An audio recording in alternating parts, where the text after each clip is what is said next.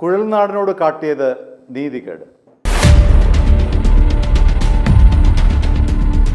Mathew കുഴൽനാടനോട് KC Venugopal പക്ഷം കാട്ടിയത് തനി നീതികേടാണെന്ന് പറയേണ്ടി വരും. കാരണം മാത്യു കുഴൽനാടൻ എന്തുകൊണ്ടും ഏത് പദവിക്കും അർഹനായിട്ടുള്ള ഒരു കോൺഗ്രസ് നേതാവാണ്.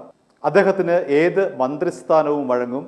ഇനി പോകട്ടെ, സ്പീക്കർ സ്ഥാനമാണെങ്കിൽ ആ സ്ഥാനവും അലങ്കരിക്കാൻ ഏറ്റവും യോഗ്യനായിട്ടുള്ള ആളാണ് മാത്യു കുഴൽനാടൻ. എന്നാൽ അപ്രതീക്ഷിതമായി അദ്ദേഹത്തെ ഏറ്റവും ഒടുവിൽ മന്ത്രി പട്ടികയിൽ നിന്നും വെട്ടിമാറ്റുകയായിരുന്നു. അതിന് കാരണം എന്താണെന്ന് അറിഞ്ഞുകൂടാ.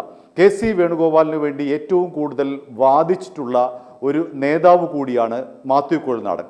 KC വേണുഗോപാലിന് വേണ്ടി വാദിച്ചിട്ടുള്ള AP അനിൽകുമാർ, അതേപോലെ തന്നെ PC വിഷ്ണുനാഥ് തുടങ്ങിയിട്ടുള്ള അദ്ദേഹത്തിൻ്റെ കൂടെ നിന്ന ബഹുഭൂരിപക്ഷം MLA മാർക്കും മന്ത്രിസഭയിൽ ഇടം കിട്ടിയപ്പോൾ എന്തുകൊണ്ടാണ് മാത്യു കുഴൽനാടനെ മാറ്റി നിർത്തിയത് എന്നുള്ള ചോദ്യമാണ് ഇപ്പോൾ KC പക്ഷമല്ലാതെ മുഴുവൻ കോൺഗ്രസ്സുകാരുടെയും ചോദ്യം. ഗ്രൂപ്പുകൾക്ക് അതീതമായി ഉയരുന്ന ഈ ചോദ്യം പ്രസക്തമല്ലേ?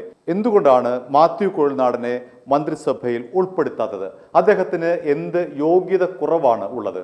എല്ലാം കൊണ്ടും യോഗ്യനാണ് മാത്യു കുഴൽനാടൻ എന്ന് ഏത് കോൺഗ്രസ്സുകാരനും സമ്മതിക്കും. അതിൽ ഗ്രൂപ്പുകളൊന്നുമില്ല. ഗ്രൂപ്പുകൾക്ക് അതീതമായി ചിന്തിക്കുന്ന പാവപ്പെട്ട സാധാരണക്കാരനായ ഒരു കോൺഗ്രസ്സുകാരനോട് ചോദിച്ചാൽ പോലും മാത്യു കുഴൽനാടൻ അദ്ദേഹത്തിന് ഏതെങ്കിലും തരത്തിലുള്ള ഒരു കറുത്ത പാട് അദ്ദേഹത്തിൻ്റെ രാഷ്ട്രീയ ജീവിതത്തിൽ ഉണ്ടായിട്ടില്ല എന്ന് മാത്രമല്ല, അദ്ദേഹത്തിൻ്റെ പ്രതികരണങ്ങൾ ശ്രദ്ധിച്ചാൽ മതി. ഏതൊരു രാഷ്ട്രീയ പ്രതിസന്ധിയിലും അദ്ദേഹം പ്രതികരിക്കുന്നത് വളരെ സംയമനത്തോടു കൂടിയാണ്, വളരെ പക്വതയോടു കൂടിയാണ്, വളരെ മിതഭാഷയാണ് അദ്ദേഹം. എന്നാൽ ആശയങ്ങൾ പറഞ്ഞ് വ്യക്തമാക്കുന്നതിൽ അദ്ദേഹം അഗ്രഗണ്യനാണ്. അങ്ങനെ മാത്യു കുഴൽനാടനോട് എന്ത് കാര്യം ചോദിച്ചാലും അദ്ദേഹം രാഷ്ട്രീയമായി വളരെ പക്വമായി മറുപടി പറയുന്ന ആളാണ്. കോൺഗ്രസിൻ്റെ എല്ലാ നയപരിപാടികളും അദ്ദേഹത്തിന് കൃത്യമായി ജനങ്ങളിലേക്ക് എത്തിക്കാനുള്ള പാഠവുമുണ്ട്.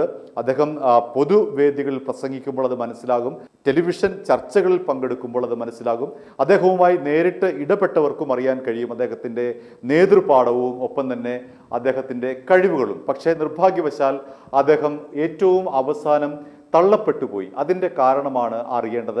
KC വേണുഗോപാലിന് വേണ്ടി പരസ്യമായി വാദിച്ച അല്ലെങ്കിൽ അദ്ദേഹത്തിൻ്റെ വലങ്കൈയായി നിന്ന ഒരാളാണ് മാത്യു കുഴൽനാടൻ. എന്നാൽ PC വിഷ്ണുനാഥും അതുപോലെ തന്നെയാണ്, അദ്ദേഹത്തിന് ഒപ്പം നിന്ന ഒരാളാണ്. PC വിഷ്ണുനാഥിന് നറുക്ക് വീണു. എന്നാൽ മാത്യു കുഴൽനാടനാകട്ടെ നിർഭാഗ്യവശാൽ അത്തരമൊരു നറുക്ക് വീണില്ല എന്ന് പറയേണ്ടി വരും.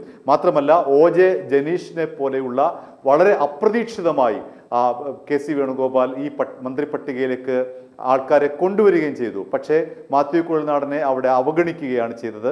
അദ്ദേഹത്തിനോട് കാട്ടിയിട്ടുള്ള ഈ അവഗണന തീർച്ചയായും കോൺഗ്രസ് പ്രവർത്തകർ സ്വയം ചോദിക്കേണ്ടതാണ്. എന്തുകൊണ്ടാണ് മാത്യു കുഴൽനാടനെ പോലെ ഇത്രയും യോഗ്യനായിട്ടുള്ള ഒരാളെ ഏറ്റവും അവസാനം മന്ത്രിപ്പട്ടികയിൽ നിന്നും ഒഴിവാക്കാനുള്ള കാരണം അത് വ്യക്തമല്ല.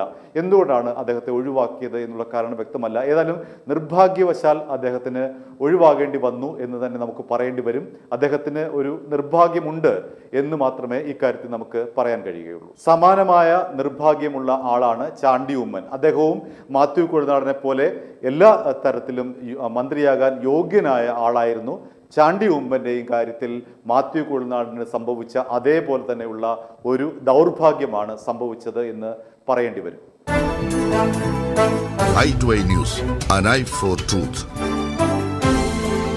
i2i News സബ്സ്ക്രൈബ് ചെയ്തിട്ടില്ലാത്തവർ ഇപ്പോൾ തന്നെ സബ്സ്ക്രൈബ് ചെയ്യുക. നോട്ടിഫിക്കേഷൻ ലഭിക്കുവാൻ ബെൽ ബട്ടണും അമർത്തുക.